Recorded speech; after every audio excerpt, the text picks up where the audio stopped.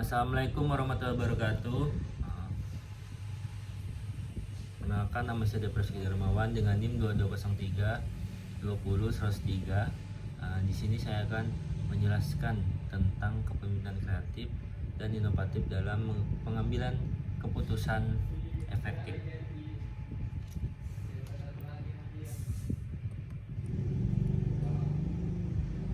Nah, kreativitas sebagai kegiatan yang mendatangkan hasil yang sifatnya yang pertama baru, yang diartikan sebagai inovatif sebelum ada sebelumnya, segar, menarik, aneh, dan mengejutkan. Kemudian berguna, yang diartikan sebagai lebih enak, praktis, mempermudah, mendorong, mengembangkan, mendidik, memecahkan masalah, mengurangi hambatan, mengatasi kesulitan, mendatangkan hasil yang baik.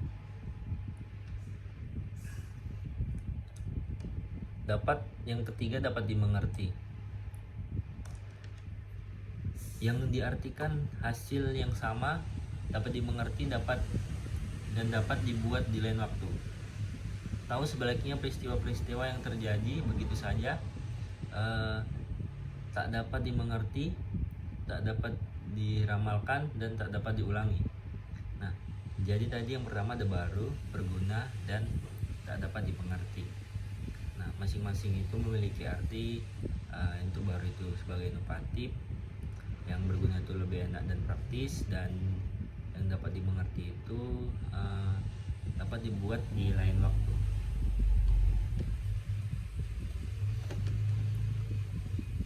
Kemudian satu, kelancaran berpikir atau fluency of thinking, yaitu kemampuan untuk menghasilkan banyak ide yang keluar dari pemikiran seseorang secara cepat, yang menekankan akan kualitas. Yaitu yang kedua, keluasan berpikir atau flexibility, yaitu kemampuan untuk memproduksi sejumlah ide, jawaban-jawaban atau pertanyaan yang bervariasi, dapat melihat suatu masalah dari sudut pandang yang berbeda-beda, mencari alternatif atau arah yang berbeda-beda, serta mampu menggunakan bermacam-macam pendekatan atau cara pemikiran. Nah, yang pertama itu ada kreativitas. Itu tadi adalah merupakan penjelasan dari kreativitas sebagai kegiatan yang mendatangkan hasil yang sifatnya, yang dimana tadi ada kelancaran berpikir, yaitu fluency of thinking. Kemudian ada keluasan berpikir dan atau bisa disebut flexibility. Lanjut, kondisi internal yang mendorong seseorang untuk berkreasi, yaitu keterbukaan terhadap pengalaman, adalah kemampuan menerima segala sumber informasi dari pengalaman hidupnya sendiri dengan menerima apa adanya, tanpa ada usaha defense, tanpa kekakuan terhadap pengalaman tersebut, dan keterbukaan terhadap konsep secara utuh, kepercayaan, persepsi, dan hipotesis. Dengan demikian, individu kreatif adalah individu yang mampu menerima perbedaan. Kemudian ada kemampuan untuk menilai situasi sesuai dengan patokan pribadi seseorang atau internal locus of evaluation. Pada dasarnya, penilaian terhadap produk ciptaan seseorang terutama ditentukan oleh diri sendiri, bukan karena kritik dan pujian dari orang lain. Walaupun demikian, individu tidak tertutup dari kemungkinan masukan dan kritikan dari orang lain, atau bermain dengan kemampuan untuk bereksperimen.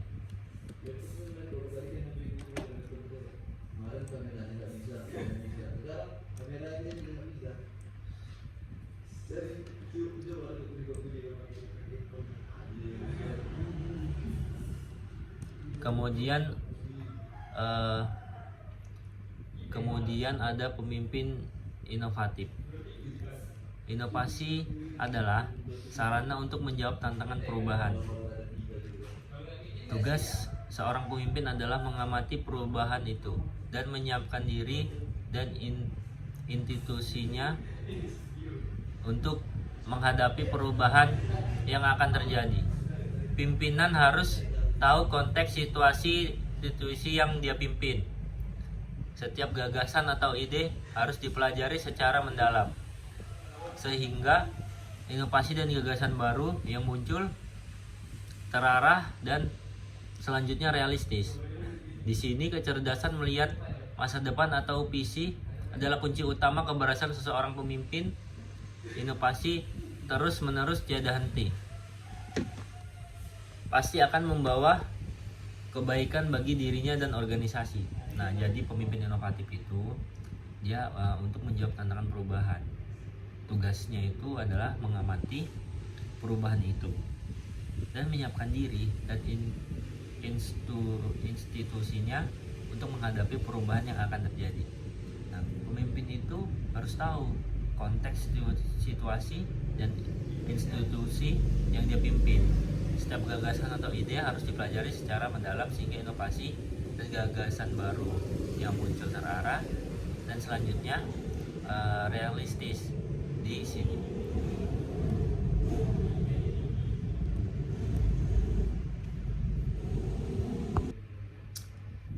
Kemudian ada beberapa cara menjadi pemimpin yang inovatif. Yang pertama, memiliki visi. Ini adalah syarat yang mutlak bagi pemimpin manapun. Inovasi lahir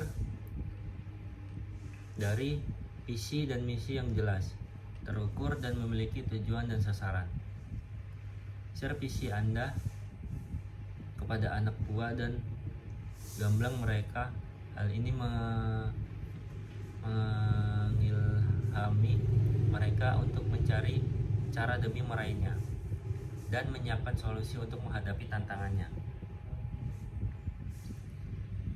Kemudian yang kedua, terbuka terhadap perubahan. Perubahan adalah kebutuhan, bukan hambatan. Pemimpin inovatif tidak mudah puas dengan hasil yang didapat dan selalu berambisi untuk berbuat lebih baik. Perlihatkan a better future of fighting untuk menularkan optimisme dan keyakinan Anda bahwa perubahan yang Anda inginkan akan berbuah sukses, layak dilakukan dan tidak akan sia-sia. Yang ketiga, langgar aturan main. Maksudnya untuk tidak terlalu terpaku pada aturan yang berlaku dan dapat melakukan sedikit improvisasi, inovasi, terutama yang radikal, berarti melakukan sesuatu yang berbeda dari yang pernah ada. Oleh karena itu, pikiran lateral yang menghasilkan cara-cara baru dalam menciptakan dan menjalankan inovasi sangat dibutuhkan. Nah, jadi beberapa cara pemimpin inovatif itu, yang pertama, memiliki visi. Jadi ya biar dia dan anak buahnya itu bisa memiliki arah yang jelas dalam memimpin suatu institusi ataupun yang lainnya. Kemudian terbuka terhadap perubahan. Nah, jadi kayak dia tidak mudah puas dengan hasil yang didapat. Dia selalu berambisi untuk berbuat lebih baik lagi. Yang ketiga itu langgar aturan main. Nah, jadi maksudnya itu kayak dia tidak terpaku pada aturan yang berlaku. Dia dapat melakukan sedikit improvisasi atau inovasi, terutama yang radikal, berarti melakukan sesuatu yang berbeda dari yang pernah ada.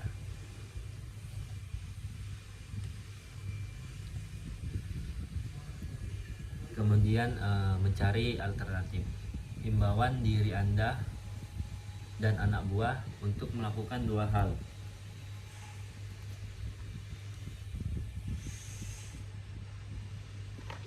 Pertama, melakukan pekerjaannya dengan seefektif mungkin.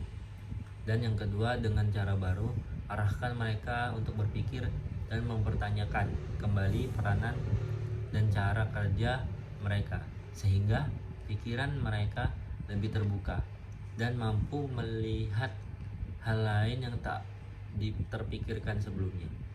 Nah, kemudian yang kelima, siap menghadapi kegagalan. Bahkan inovator terbesar pun pernah merasakan kegagalan. Tanamkan pada diri sendiri dan orang lain bahwa kegagalan merupakan jalan menuju sukses. Kemudian yang keenam, uji cobakan inovasi Anda.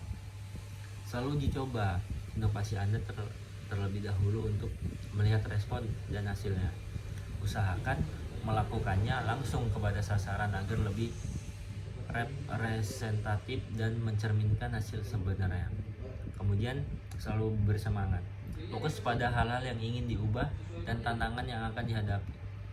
Tular semangat dan energi Anda pada anak buah agar mereka turut mendukung Anda dengan sepenuh hati dan tenaga. Selalu tunjukkan antusiasme dan keyakinan Anda dan sebarkan setiap kali Anda berkomunikasi. Nah, jadi ada mencari alternatif, kemudian siap menghadapi kegagalan, uji coba akan inovasi Anda, dan selalu bersemangat. Nah, ada dia ciri-ciri pemimpin inovatif. Pertama, memiliki passion. Dia fokus pada hal-hal yang ingin diubah, tantangan-tantangan yang ada, serta strategi untuk menghadapi tantangan-tantangan tersebut. Passion akan membuat seseorang tetap berenergi dan bisa menyemangati timnya, bahkan dalam kondisi terpuruk sekalipun. Passion yang akan mendorong pemimpin untuk mencapai mimpinya. Nah, jadi pemimpin yang inovatif itu harus memiliki passion. Jadi dia bisa kayak dia ingin tantangan-tantangan yang ada serta strategi untuk menghadapi tantangan-tantangan tersebut. Nah, jadi memiliki passion ini perlu untuk memimpin. Kemudian memiliki visi dan tujuan inovasi. Pemimpin tidak bisa mengharapkan timnya bisa berinovasi jika mereka tidak mengerti arah tujuan organisasi. Pemimpin yang besar banyak menghabiskan waktunya untuk menggambarkan visi dan tujuan organisasi serta tantangan yang menghadangnya. Mereka mampu menginspirasi banyak orang untuk menjadi sukses dengan mengandalkan inovasi. Nah, pemimpin memiliki visi dan tujuan inovasi ini itu sangat penting dalam menjadi pemimpin yang inovatif seperti yang kita jelaskan tadi. Nah, untuk yang ketiga itu memandang perubahan sebagai tantangan. Pemimpin yang inovatif memiliki ambisi dan tak pernah puas dengan kondisi nyaman. Mereka kerap menyuarakan perubahan. Bagi mereka, berdiam atau berpuas diri dengan kondisi saat ini lebih berisiko ketimbang menjajal sesuatu yang baru. Mereka akan terus mencari kesempatan dan untuk membesarkan organisasinya. Nah, jadi memandang perubahan sebagai tantangan itu perlu sebagai pemimpin yang inovatif.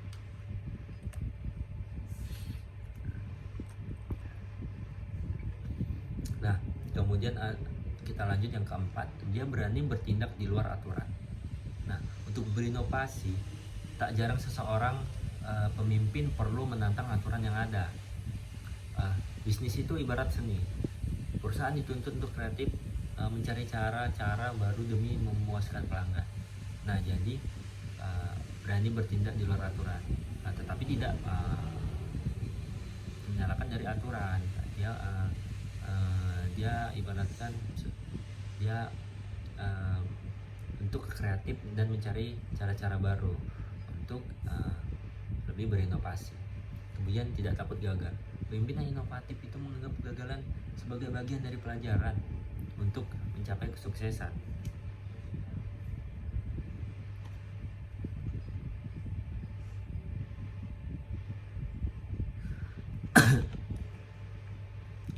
ia cenderung melihat nilai dan potensi yang dimiliki oleh organisasinya, bukan hanya melihat besar biaya operasional. Dan yang keenam tuh mau berkolaborasi. Kolaborasi menjadi kunci bagi banyak pemimpin untuk sukses dengan inovasi. Ketika mereka menemukan bahwa sumber daya yang mereka miliki kurang memadai untuk mencapai tujuan organisasi, mereka tak menutup kemungkinan untuk berpartner dengan pihak lain. Nah, jadi ciri-ciri pemimpin inovatif itu yang tadi yang kita jelaskan, yaitu berani bertindak di luar aturan, tidak takut gagal, kemudian mau berkolaborasi. Nah, jadi tidak menutup, mereka mau bekerja sama.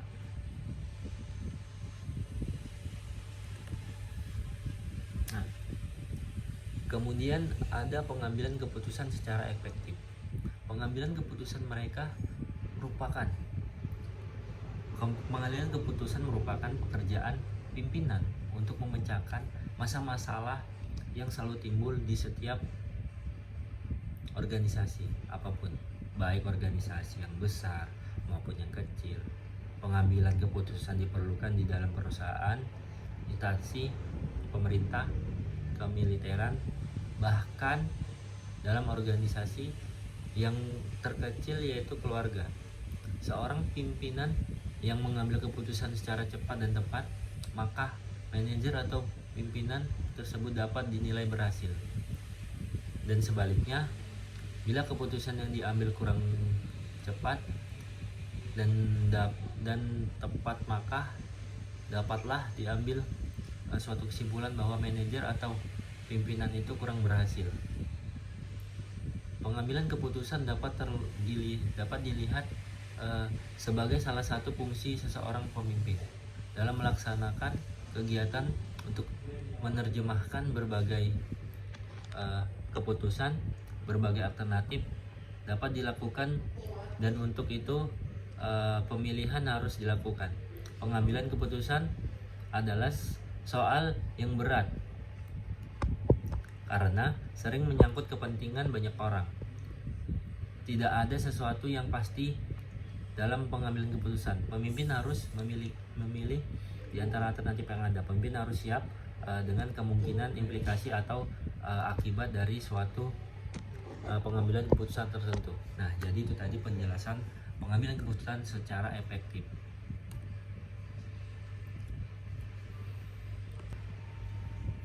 Kemudian hakikat pengambilan keputusan. Pengambilan keputusan pada hakikatnya adalah suatu pendekatan yang sistematis terhadap suatu masalah, pengumpulan fakta-fakta dan data, penentuan yang matang dari alternatif yang dihadapi, dan mengambil tindakan yang paling tepat, sehingga dapat diartikan beberapa hal berikut. Nah, ini kita akan menjelaskan mengenai hakikat pengambilan keputusan. Yang pertama, proses pengambilan keputusan tidak dilakukan secara kebetulan. Yang kedua, pengambilan keputusan harus didasarkan kepada sistematika tertentu, antara lain dengan mempertimbangkan kemampuan organisasi, personel yang tersedia, situasi lingkungan yang akan digunakan untuk melaksanakan keputusan yang diambil. Kemudian yang ketiga, sebelum suatu masalah dapat dipecahkan dengan baik, hakikat dari masalah tersebut harus diketahui dengan jelas. Yang keempat, pemecahan masalah tidak dapat dilakukan dengan coba-coba, tetapi harus didasarkan pada fakta yang terkumpul secara sistematis, baik dan dapat dipercaya. Keputusan yang baik adalah keputusan yang diambil dari berbagai alternatif yang ada setelah berdasarkan pertimbangan yang matang.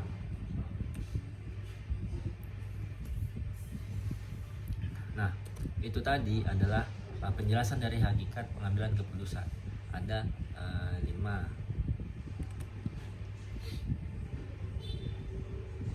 Kemudian tahapan pengambilan keputusan. Nah, masalah yang dihadapi oleh seorang pemimpin terikat pada suatu tempat, situasi, orang, dan waktu tertentu. Masalah dalam pengambilan keputusan senantiasa dihubungkan dengan tujuan yang jelas. masalah yang dihadapi oleh seorang pemimpin dapat digolongkan menjadi masalah yang sederhana dan masalah yang kompleks. Yang pertama kita bahas itu masalah yang sederhana. Adalah masalah yang mengandung ciri-ciri kecil, berdiri sendiri, dan tidak kurang mempunyai kaitan dengan masalah lain. Pemecahannya biasanya tidak memerlukan pemikiran yang luas, tetapi cukup dilakukan secara individual. Umumnya berdasarkan pengalaman informasi yang sederhana dan wewenang yang melekat pada jabatan.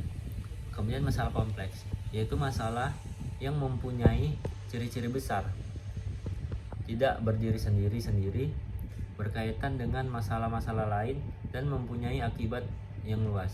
Pemecahannya umumnya dilakukan bersamaan antara pimpinan dengan stafnya. Nah, baik. Kemudian penjelasan berdasarkan faktor penyebabnya. Masalah yang dihadapi dapat berupa masalah yang jelas penyebabnya dan masalah yang tidak jelas penyebabnya. Yang pertama, ada masalah yang jelas penyebabnya. Faktor penyebabnya yang jelas bersifat rutin dan biasanya timbul berulang-ulang, sehingga pemecahannya dapat dilakukan dengan proses pengambilan keputusan yang bercorak rutin dan dilakukan. Proses pengambilan keputusan pada dasarnya telah ditentukan langkah-langkah tertentu, relatif mudah untuk memperhitungkan hasil serta akibat-akibatnya. Yang kedua, masalah yang tidak jelas penyebabnya, yaitu masalah yang timbul sebagai kasus yang menyimpang dari masalah organisasi yang bersifat umum. Kemudian faktor penyebab tidak jelas. Teknik pengambilan keputusan disebut programming decision making technique, di mana diperlukan informasi tambahan, analisa, daya cipta, pertimbangan, serta penilaian kasus. Nah, ada 7 langkah dalam usaha memecahkan masalah dengan mempergunakan teknik ilmiah. Yang pertama, mengetahui hakikat daripada masalah yang dihadapi, atau mendefinisikan masalah yang dihadapi itu dengan setempat-tepatnya. Yang kedua, mengumpulkan fakta dan data yang relevan. Yang ketiga, mengelola fakta dan data tersebut.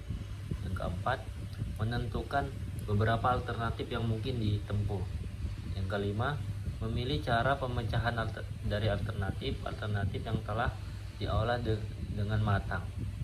Yang keenam, memutuskan tindakan apa yang hendak dilakukan. Yang ketujuh, menilai hasil-hasil yang diperoleh sebagai akibat daripada keputusan yang telah diambil.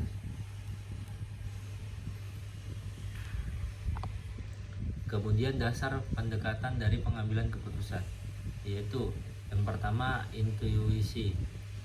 Pengambilan keputusan yang berdasarkan atas intuisi atau perasaan memiliki sifat subjektif sehingga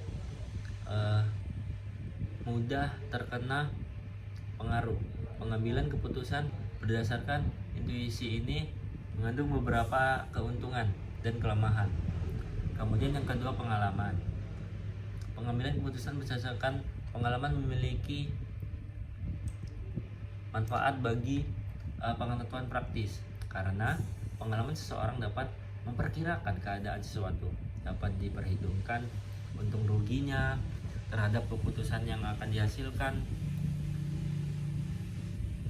Orang yang memiliki banyak pengalaman tertentu akan lebih matang dalam membuat keputusan, akan tetapi peristiwa yang lampau tidak sama dengan peristiwa yang terjadi kini. Nah, itu dua dari dasar pendekatan dari pengambilan keputusan, yaitu intuisi dan pengalaman. Nah, ada lagi yang ketiga, yaitu fakta. Pengambilan keputusan berdasarkan fakta dapat diberikan keputusan yang sehat, solid, dan baik. Dengan fakta, maka tingkat kepercayaan terhadap pengambilan keputusan dapat lebih tinggi, sehingga orang dapat menerima keputusan-keputusan yang dibuat itu dengan rela dan lapang dada. Yang keempat, ada wewenang. Pengambilan keputusan berdasarkan wewenang biasanya dilakukan oleh pimpinan terhadap bawahannya atau orang yang lebih tinggi kedudukannya kepada orang yang lebih rendah kedudukannya. Pengambilan keputusan berdasarkan wewenang ini juga ada kelebihan dan kekurangannya.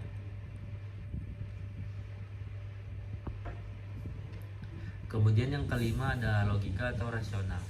Pengambilan keputusan yang berdasarkan logika ialah suatu studi yang rasional terhadap semua unsur pada setiap sisi dalam proses pengambilan keputusan.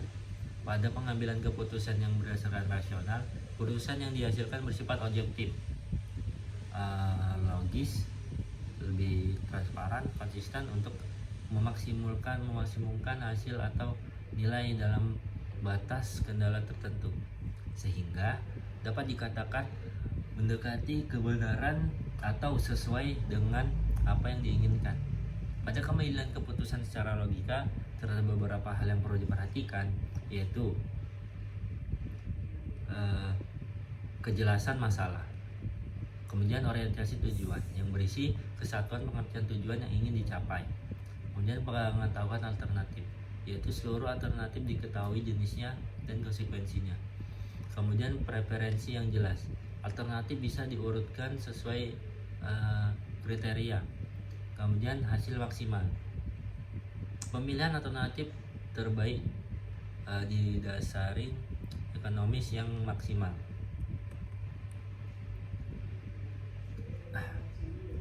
Kemudian jenis keputusan organisasi.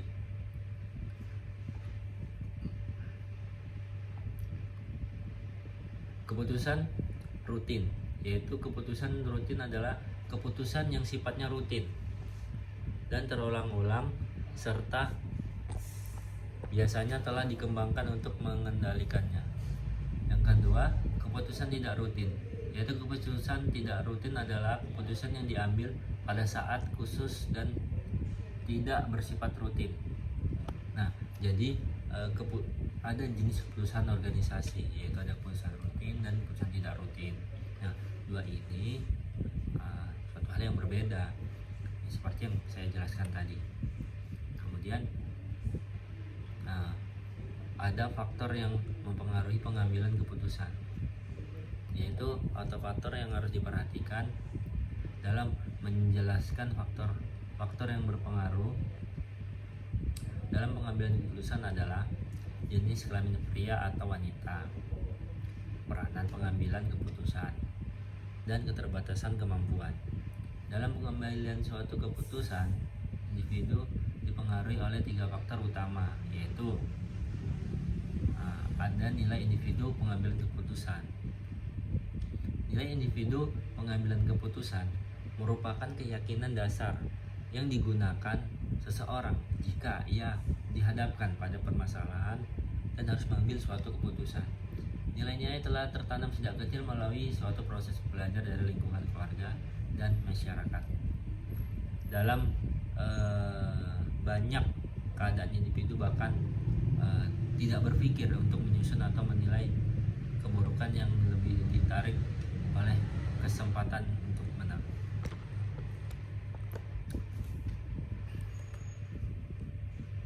Kemudian kepribadian.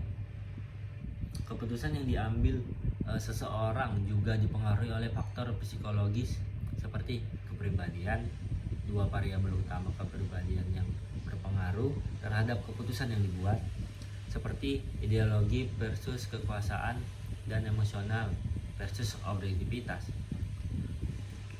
Beberapa pengambilan keputusan memiliki suatu orientasi ideologi tertentu, yang berarti keputusan dipengaruhi oleh sesuatu filosofi atau suatu perangkat prinsip tertentu. Sementara itu, pengambil keputusan atau orang lain mendasarkan keputusan pada suatu yang secara politis akan meningkatkan kekuasaannya secara pribadi. Nah, selanjutnya kecenderungan terhadap pengambilan resiko. Untuk meningkatkan kecakapan dalam membuat keputusan, perawat harus membedakan situasi ketidakpastian dan situasi resiko, karena keputusan yang berbeda dibutuhkan dalam 2 situasi tersebut. Nah, Jadi itu faktor yang mempengaruhi pengambilan keputusan. Nah, ada berapa tadi? Ada 3. Yang pertama itu adalah nilai individu pengambilan keputusan, kemudian kepribadian, kemudian kecenderungan pengambilan resiko. Nah, jenis keputusan orientasi tadi ada keputusan rutin, keputusan dan tidak rutin. Nah, dari dasar pendekatan dari pengambilan keputusan itu ada 5, yaitu intuisi, pengalaman, fakta, wewenang, dan logika. Kemudian kita tadi membahas tentang langkah-langkah dalam usaha memecahkan masalah. Nah, itu tadi ada 7 langkah-langkah. Nah, kemudian berdasarkan penyebabnya, itu masalah yang dihadapi dapat berupa masalah yang jelas penyebabnya dan masalah yang tidak jelas penyebabnya. Yang pertama, masalah yang jelas penyebabnya. Yang kedua, masalah yang tidak jelas penyebabnya. Nah, tadi kita telah membahas ciri-ciri pemimpin yang inovatif. Nah, yaitu tadi memiliki 3 ciri-ciri, yaitu memiliki passion, memiliki visi dan tujuan inovasi, dan memandang perubahan sebagai tantangan. Kreativitas sebagai kegiatan yang mendatangkan hasil yang sifatnya yang pertama baru, yang diartikan sebagai inovatif sebelum ada sebelumnya, segar, menarik, aneh, dan mengejutkan. Kemudian berguna, yang diartikan sebagai lebih enak, praktis, mempermudah, mendorong, mengembangkan, mendidik, memecahkan masalah, mengurangi hambatan, mengatasi kesulitan, mendatangkan hasil yang baik.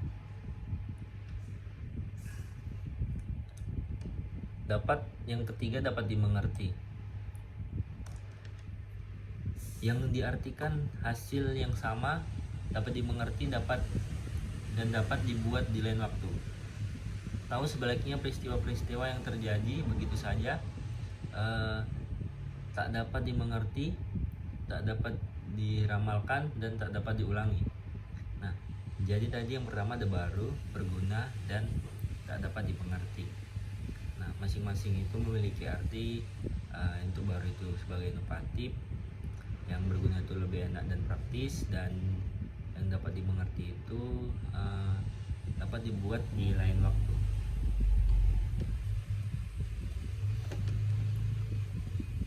Kemudian satu, kelancaran berpikir atau fluency of thinking, yaitu kemampuan untuk menghasilkan banyak ide yang keluar dari pemikiran seseorang secara cepat, yang menekankan akan kualitas, yaitu yang kedua, keluasan berpikir atau flexibility, yaitu kemampuan untuk memproduksi sejumlah ide, jawaban-jawaban atau pertanyaan yang bervariasi, dapat melihat suatu masalah dari sudut pandang yang berbeda-beda, mencari alternatif atau arah yang berbeda-beda, serta mampu menggunakan bermacam-macam pendekatan atau cara pemikiran. Nah, yang pertama itu ada kreativitas. Itu tadi adalah merupakan penjelasan dari kreativitas sebagai kegiatan yang mendatangkan hasil yang sifatnya, yang dimana tadi ada kelancaran berpikir, yaitu fluency of thinking. Kemudian ada keluasan berpikir dan atau bisa disebut flexibility. Lanjut, kondisi internal yang mendorong seseorang untuk berkreasi, yaitu keterbukaan terhadap pengalaman, adalah kemampuan menerima segala sumber informasi dari pengalaman hidupnya sendiri dengan menerima apa adanya tanpa ada usaha defense, tanpa kekakuan terhadap pengalaman tersebut, dan keterbukaan terhadap konsep secara utuh, kepercayaan, persepsi, dan hipotesis. Dengan demikian, individu kreatif adalah individu yang mampu menerima perbedaan.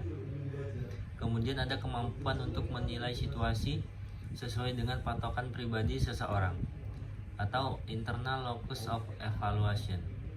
Pada dasarnya, penilaian terhadap produk ciptaan seseorang terutama ditentukan oleh diri sendiri, bukan karena kritik dan pujian dari orang lain.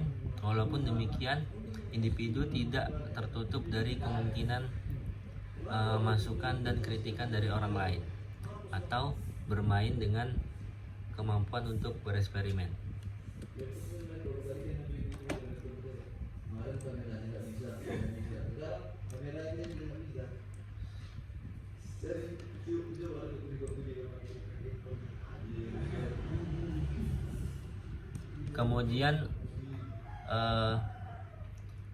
Kemudian ada pemimpin inovatif.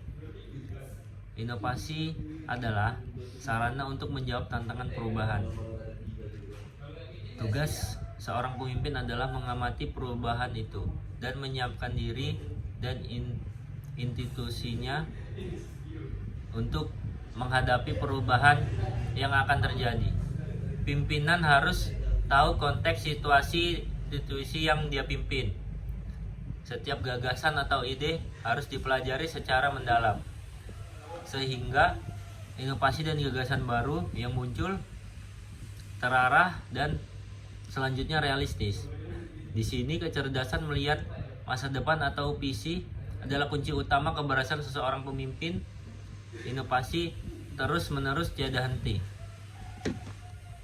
pasti akan membawa kebaikan bagi dirinya dan organisasi. Nah, jadi pemimpin inovatif itu dia untuk menjawab tantangan perubahan.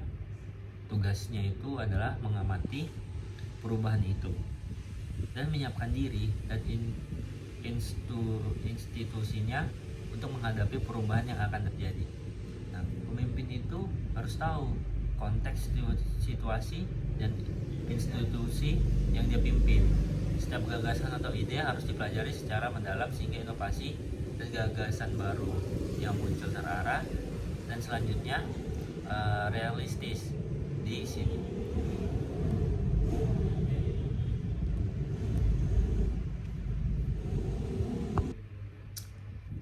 Kemudian ada beberapa cara menjadi pemimpin yang inovatif. Yang pertama, memiliki visi. Ini adalah syarat yang mutlak bagi pemimpin manapun. Inovasi lahir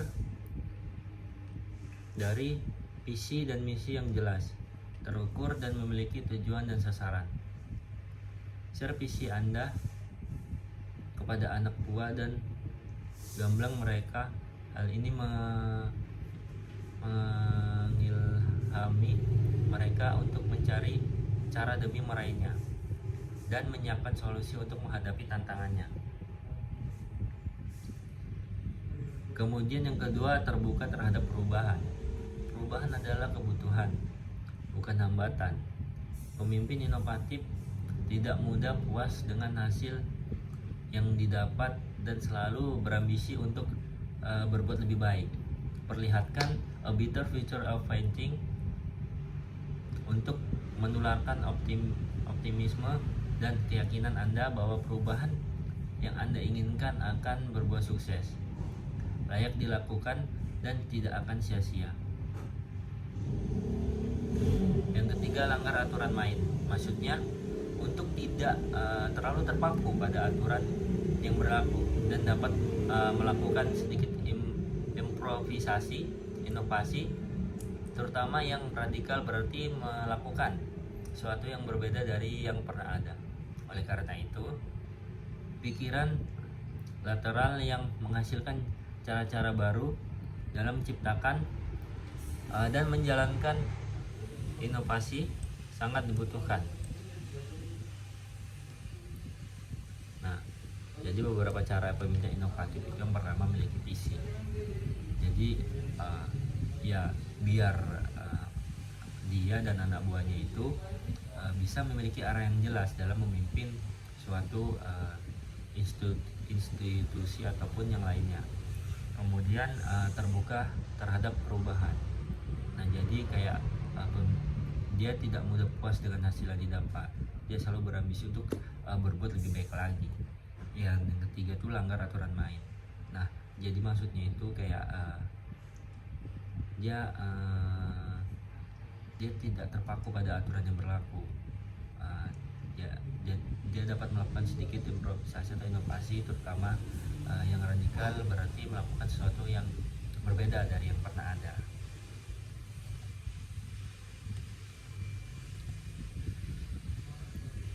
Kemudian mencari alternatif. Himbauan diri Anda dan anak buah untuk melakukan dua hal.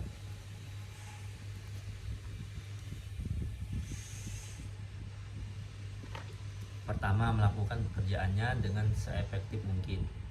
Dan yang kedua, dengan cara baru, arahkan mereka untuk berpikir dan mempertanyakan kembali peranan dan cara kerja mereka, sehingga pikiran mereka lebih terbuka dan mampu melihat hal lain yang tak terpikirkan sebelumnya. Nah, kemudian yang kelima, siap menghadapi kegagalan. Bahkan inovator terbesar pun pernah merasakan kegagalan. Tanamkan pada diri sendiri dan orang lain bahwa kegagalan merupakan jalan menuju sukses. Kemudian yang keenam, uji cobakan inovasi Anda. Selalu uji coba inovasi Anda terlebih dahulu untuk melihat respon dan hasilnya. Usahakan melakukannya langsung kepada sasaran agar lebih representatif dan mencerminkan hasil sebenarnya. Kemudian selalu bersemangat. Fokus pada hal-hal yang ingin diubah dan tantangan yang akan dihadapi. Tular semangat dan energi Anda pada anak buah agar mereka turut mendukung Anda dengan sepenuh hati dan tenaga. Selalu tunjukkan antusiasme dan keyakinan Anda dan sebarkan setiap kali Anda berkomunikasi. Nah, jadi ada mencari alternatif, kemudian siap menghadapi kegagalan, uji coba akan inovasi Anda, dan selalu bersemangat. Nah, ada dia ciri-ciri pemimpin inovatif. Pertama, memiliki passion. Dia fokus pada hal-hal yang ingin diubah, tantangan-tantangannya yang ada, serta strategi untuk menghadapi tantangan-tantangan tersebut. Passion akan membuat seseorang tetap berenergi dan bisa menyemangati timnya, bahkan dalam kondisi terpuruk sekalipun. Passion yang akan mendorong pemimpin untuk mencapai mimpinya. Nah, jadi pemimpin yang inovatif itu harus memiliki passion. Jadi dia bisa kayak dia ingin tantangan-tantangan yang ada serta strategi untuk menghadapi tantangan-tantangan tersebut. Nah, jadi memiliki passion ini perlu untuk memimpin. Kemudian memiliki visi dan tujuan inovasi. Pemimpin tidak bisa mengharapkan timnya bisa berinovasi jika mereka tidak mengerti arah tujuan organisasi. Pemimpin yang besar banyak menghabiskan waktunya untuk menggambarkan visi dan tujuan organisasi serta tantangan yang menghadangnya. Mereka mampu menginspirasi banyak orang untuk menjadi sukses dengan mengandalkan inovasi. Nah, pemimpin memiliki visi dan tujuan inovasi ini itu sangat penting dalam menjadi pemimpin yang inovatif seperti yang kita jelaskan tadi. Nah, untuk yang ketiga itu memandang perubahan sebagai tantangan. Pemimpin yang inovatif memiliki ambisi dan tak pernah puas dengan kondisi nyaman. Mereka kerap menyuarakan perubahan. Bagi mereka, berdiam atau berpuas diri dengan kondisi saat ini lebih berisiko ketimbang menjajal sesuatu yang baru. Mereka akan terus mencari kesempatan dan untuk membesarkan organisasinya. Nah, jadi memandang perubahan sebagai tantangan itu perlu sebagai pemimpin yang inovatif.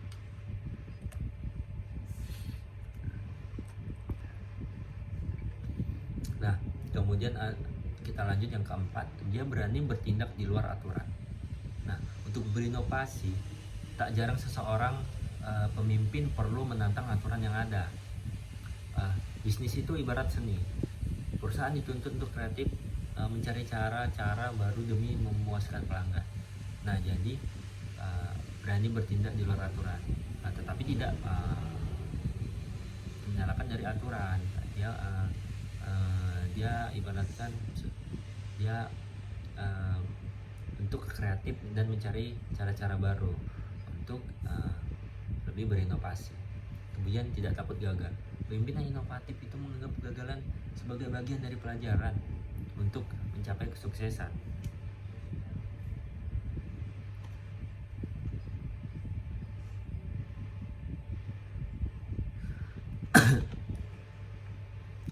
Ia cenderung melihat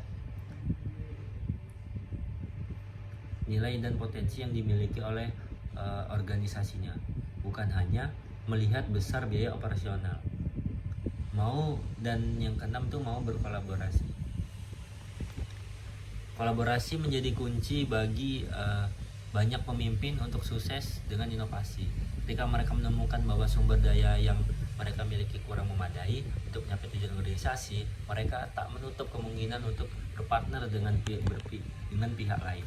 Nah, jadi ciri-ciri pemimpin inovatif itu yang tadi yang kita jelaskan, yaitu berani bertindak di luar aturan, tidak takut gagal, kemudian mau berkolaborasi. Nah, jadi tidak menutup, mereka mau bekerja sama.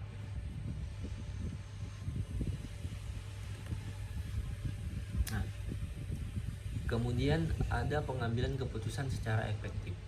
Pengambilan keputusan mereka merupakan pekerjaan pimpinan untuk memecahkan masalah yang selalu timbul di setiap organisasi apapun, baik organisasi yang besar maupun yang kecil. Pengambilan keputusan diperlukan di dalam perusahaan, instansi pemerintah, kemiliteran, bahkan dalam organisasi yang terkecil yaitu keluarga. Seorang pimpinan yang mengambil keputusan secara cepat dan tepat, maka manajer atau pimpinan tersebut dapat dinilai berhasil. Dan sebaliknya, bila keputusan yang diambil kurang cepat dan tepat, maka dapatlah diambil suatu kesimpulan bahwa manajer atau pimpinan itu kurang berhasil. Pengambilan keputusan dapat dilihat sebagai salah satu fungsi seseorang pemimpin dalam melaksanakan kegiatan untuk menerjemahkan berbagai keputusan, berbagai alternatif dapat dilakukan, dan untuk itu pemilihan harus dilakukan. Pengambilan keputusan adalah soal yang berat karena sering menyangkut kepentingan banyak orang.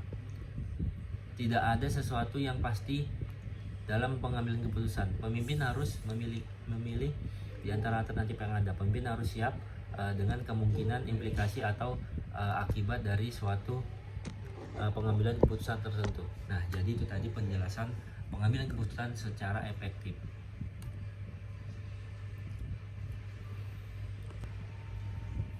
Kemudian hakikat pengambilan keputusan. Pengambilan keputusan pada hakikatnya adalah suatu pendekatan yang sistematis terhadap suatu masalah, pengumpulan fakta-fakta dan data, penentuan yang matang dari alternatif yang dihadapi, dan mengambil tindakan yang paling tepat, sehingga dapat diartikan beberapa hal berikut. Nah, ini kita akan menjelaskan mengenai hakikat pengambilan keputusan. Yang pertama, proses pengambilan keputusan tidak dilakukan secara kebetulan. Yang kedua, pengambilan keputusan harus didasarkan kepada sistematika tertentu, antara lain dengan mempertimbangkan kemampuan organisasi, personel yang tersedia, situasi lingkungan yang akan digunakan untuk melaksanakan keputusan yang diambil. Kemudian yang ketiga, sebelum suatu masalah dapat dipecahkan dengan baik, hakikat dari masalah tersebut harus diketahui dengan jelas. Yang keempat, pemecahan masalah tidak dapat dilakukan dengan coba-coba, tetapi harus didasarkan pada fakta yang terkumpul secara sistematis, baik dan dapat dipercaya. Keputusan yang baik adalah keputusan yang diambil dari berbagai alternatif yang ada setelah berdasarkan pertimbangan yang matang.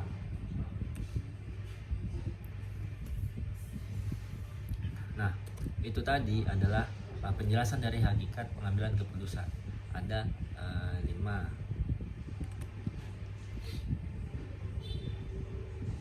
Kemudian tahapan pengambilan keputusan. Nah, masalah yang dihadapi oleh seorang pemimpin terikat pada suatu tempat, situasi, orang, dan waktu tertentu. Masalah dalam pengambilan keputusan senantiasa dihubungkan dengan tujuan yang jelas. Masalah yang dihadapi oleh seorang pemimpin dapat digolongkan menjadi masalah yang sederhana dan masalah yang kompleks. Yang pertama kita bahas itu masalah yang sederhana.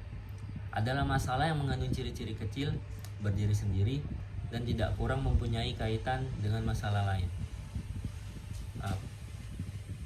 Pemecahannya biasanya tidak memerlukan pemikiran yang luas, tetapi cukup dilakukan secara individual. Umumnya berdasarkan pengalaman informasi yang sederhana dan wewenang yang melekat pada jabatan. Kemudian masalah kompleks, yaitu masalah yang mempunyai ciri-ciri besar, tidak berdiri sendiri-sendiri, berkaitan dengan masalah-masalah lain, dan mempunyai akibat yang luas. Pemecahannya umumnya dilakukan bersamaan antara pimpinan dengan stafnya. Nah, baik. Kemudian penjelasan berdasarkan faktor penyebabnya.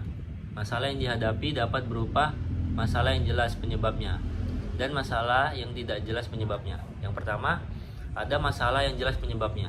Faktor penyebabnya yang jelas bersifat rutin dan biasanya timbul berulang-ulang, sehingga pemecahannya dapat dilakukan dengan proses pengambilan keputusan yang bercorak rutin dan dibakukan.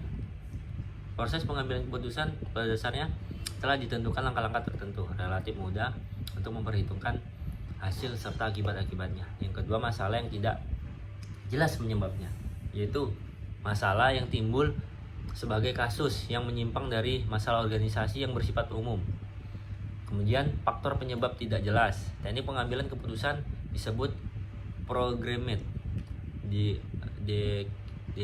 decision making technique, di mana diperlukan informasi tambahan, analisa, daya cipta, pertimbangan, serta penilaian kasus.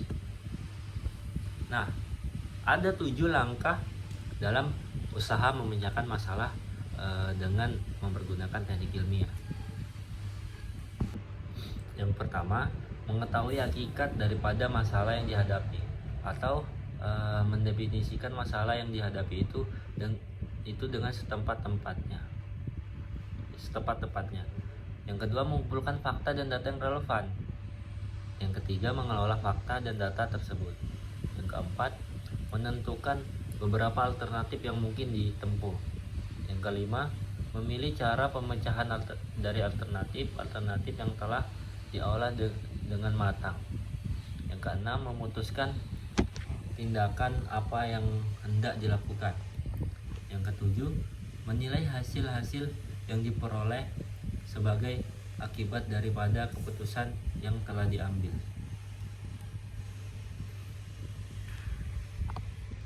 Kemudian dasar pendekatan dari pengambilan keputusan, yaitu yang pertama, intuisi.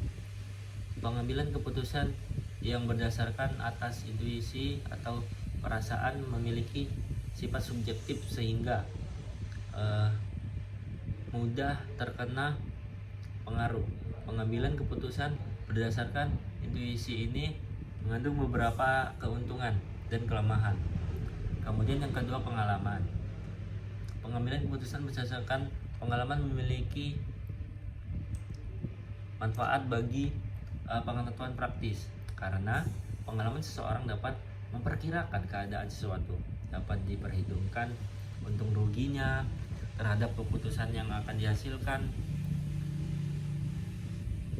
Orang yang memiliki banyak pengalaman tertentu akan lebih matang dalam membuat keputusan, akan tetapi peristiwa yang lampau tidak sama dengan peristiwa yang terjadi kini.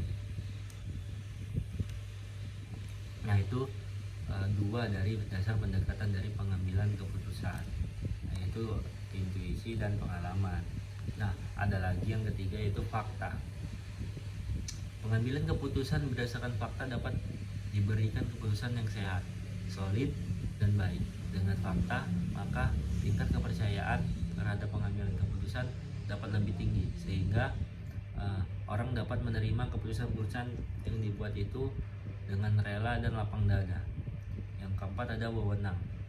Pengambilan keputusan berdasarkan wewenang biasanya dilakukan oleh pimpinan terhadap bawahannya atau orang yang lebih tinggi kedudukannya kepada orang yang lebih rendah kedudukannya. Pengambilan keputusan berdasarkan wewenang ini juga ada kelebihan dan kekurangannya.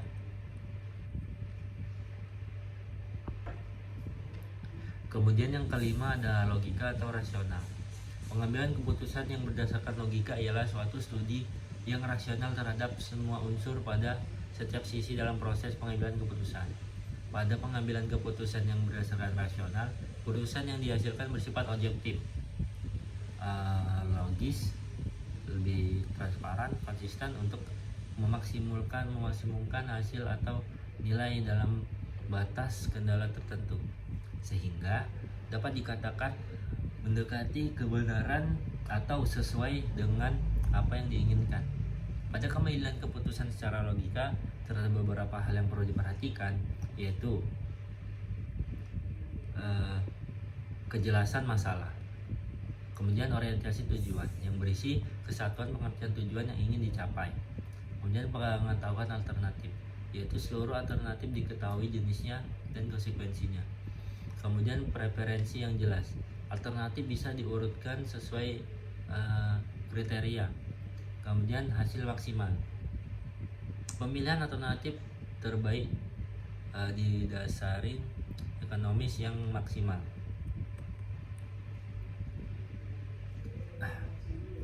Kemudian jenis keputusan organisasi.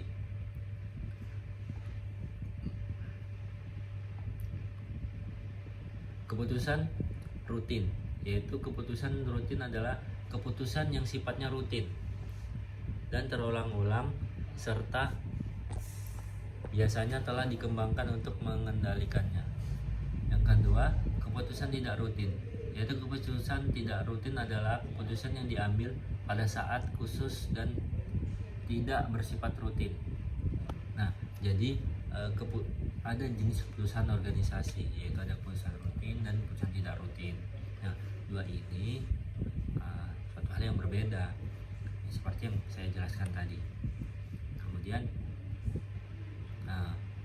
ada faktor yang mempengaruhi pengambilan keputusan, yaitu faktor yang harus diperhatikan dalam menjelaskan faktor yang berpengaruh dalam pengambilan keputusan adalah jenis kelamin pria atau wanita, peranan pengambilan keputusan, dan keterbatasan kemampuan.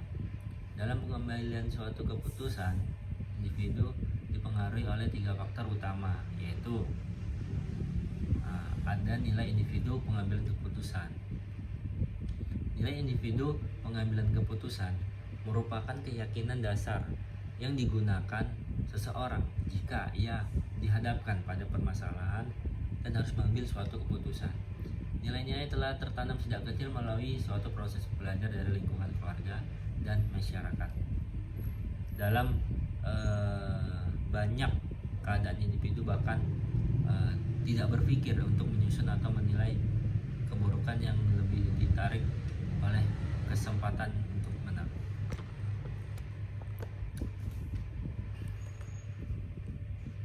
Kemudian kepribadian. Keputusan yang diambil seseorang juga dipengaruhi oleh faktor psikologis seperti kepribadian. 2 variabel utama kepribadian yang berpengaruh terhadap keputusan yang dibuat, seperti ideologi versus kekuasaan dan emosional, versus objektivitas. Beberapa pengambilan keputusan memiliki suatu orientasi ideologi tertentu yang berarti keputusan dipengaruhi oleh sesuatu filosofi atau suatu perangkat prinsip tertentu.